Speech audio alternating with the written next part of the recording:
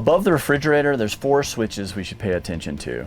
The first, moving from the right, is the switch here that controls the outdoor light, that is the proximity light, the area light around the sliding door. The next is a rocker switch with a green light when it's turned on, and that controls our running board lights.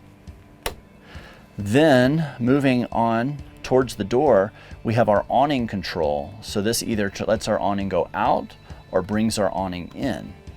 And then next to that, we have our awning lights, and either the lights are on or the lights are off, and they have a light that illuminates when those are on as well.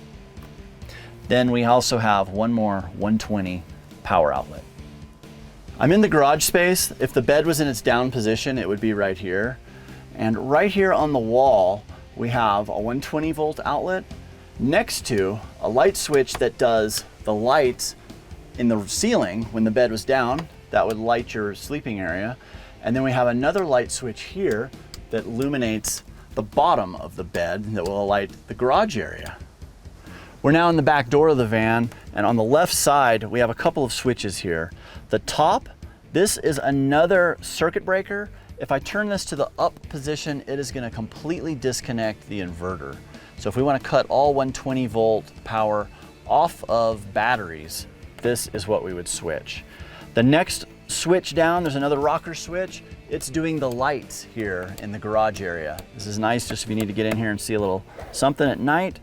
Then below that, we have a dual USB plug. And then below that, we have our Zamp solar auxiliary plug. So this is if we have an auxiliary Zamp solar panel that we want to run off and say, put it out into a sunny patch and park our van under a tree in the shade. Gives us the ability to plug this into our solar system. Let's talk about these light switches that are here. There's 3 switches that look all the same. They sit below the hydronic heating thermostat control. What we have here, this first switch, is what controls the light in the bathroom. All 3 of these switches have a high and low setting. So that's the first switch. Then moving over towards the right, the next one controls the ceiling lights. So high and a low.